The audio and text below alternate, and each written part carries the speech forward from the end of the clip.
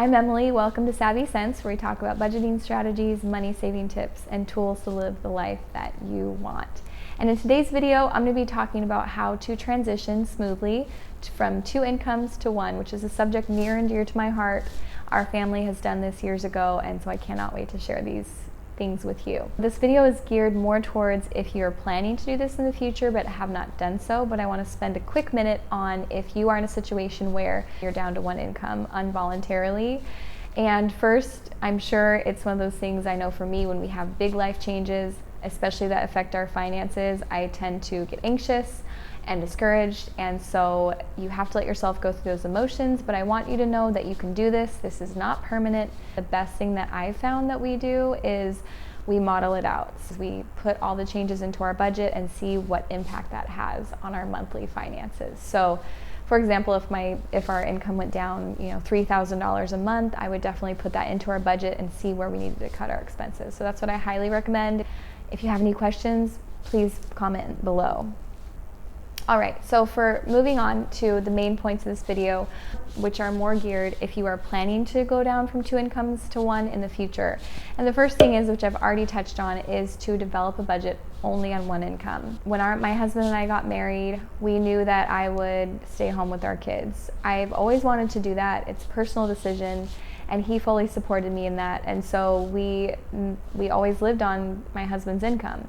And so when we got married, we created a budget and we stuck to that, and we were able to save my income. An added bonus to that is that it forced us to work together, and instead of having my income and his income, we had our income. Even though we were still making 2 incomes, we really thought about it as if it was 1. So that's one side benefit of getting your budget together before you actually make the change. Another tip with creating your budget is trying to pay off your debt. If you have any consumer debt, like credit card debt, car debt, it will help you immensely once you go down to 1 income to have that debt paid off completely. We try to be debt-free besides our house, and so that's a principle we've always lived by, which is always freed up more of my husband's income to pay for our everyday expenses. Another principle that we've tried to live by is that our mortgage should be no more than 25 to 30% of our take-home pay, which again just kind of gives you a gauge of when you do go down to 1 income, what is that ratio going to be? If it's too high, it might be really hard to try to fit your lifestyle into that 1 income. And then lastly, I just want to talk about the way that you can save money when you go down to 1 income. I think a lot of times it's easy to think, okay, 2 incomes obviously is way more money, so you're going to have a lot more money.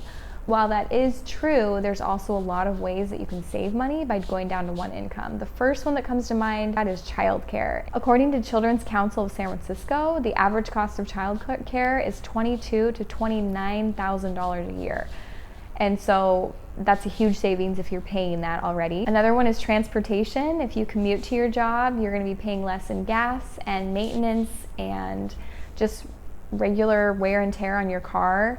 And also you sometimes can get lower insurance rates if you are driving less miles. The next one is less eating out. We didn't necessarily eat out a lot, but I would say that I went grocery shopping a lot, and I didn't spend too much time meal planning, and I noticed a huge difference when I stayed home, that I actually had time to do that and cook and meal plan, and it saved us a lot of money. Food is one of those things that is really easy to spend a lot of money on, and with just a little bit of conscious effort, you can save a lot. So that was a big savings for us. And then in some cases, and this isn't for everybody, but in some cases you'll be in a lower tax bracket, which will save you money on your taxes. So that's the first point, which is to make a budget on just that 1 income that you're going to live on. The next one is to test it out. Give it a test drive. So if you're thinking about it and mulling it over and wondering if this is going to be right for your family, try it out. The one great thing about trying it out is that you can save the other income and build up an emergency fund, or in our case, one thing that was a huge goal for us is we really wanted to buy a house. And so from the time we were married until we bought our house, we saved my income, and that's really the only way we were able to buy our home in the Bay Area, is because we had that extra income to save. And so not only is it great to practice living on 1 income, but it also helps you save a bunch of money. Giving it a test drive will also give you a real idea of what your lifestyle will need to be when you go down to one income. This perspective is really truly near and dear to my heart because I knew that I wanted to stay home with my kids, and going down to one income, we had to make sacrifices, and really we only had to make material sacrifices, but we knew we probably wouldn't reach our financial goals as quickly as we wanted. But I always knew that I wanted to be there with my kids. Like, I want to be the one that helps them at the end of the day. And I also want to say that there's nothing wrong with working. If you're two working parents and that's what you prefer, that's fabulous. I think it's an individual decision. And for me, I really wanted to be home. And so just know that you will have to make sacrifices, but in the long run, it really pays off. And so by practicing this out, you should have a good emergency fund by the time that you want to go down to one income, just in case anything happens and you need to dip into those savings. The last point is to look at your benefits to see how those will change once you move to one income. Does your family have high medical expenses each year or low? Then you can decide what kind of deductible you want and so forth. And then also your retirement, so your 401k.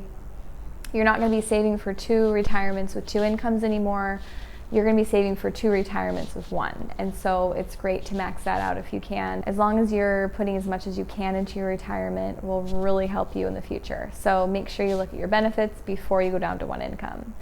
And then I have a bonus tip. And the bonus tip is, if you are someone like me, if there's something that you're still passionate about, then find a side hustle and make a little bit of money on the side. It doesn't have to be anything crazy, but maybe you're somebody who's really good at a certain subject and you could tutor some children, or you know an instrument and you can teach that out of your home, or you're good at bookkeeping and you can do that online for some people in your community.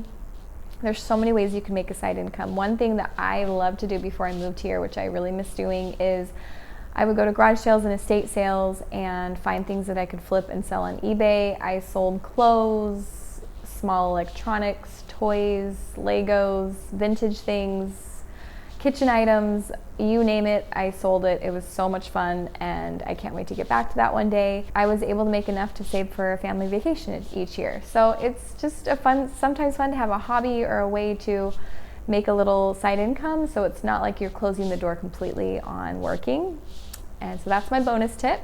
I hope you found this video helpful today. Just as a quick recap, make sure you create a budget for yourself and test it out and look at your benefits and even make a side income if you still want to. Thank you for joining me. Please hit like and subscribe and comment below if you have any questions.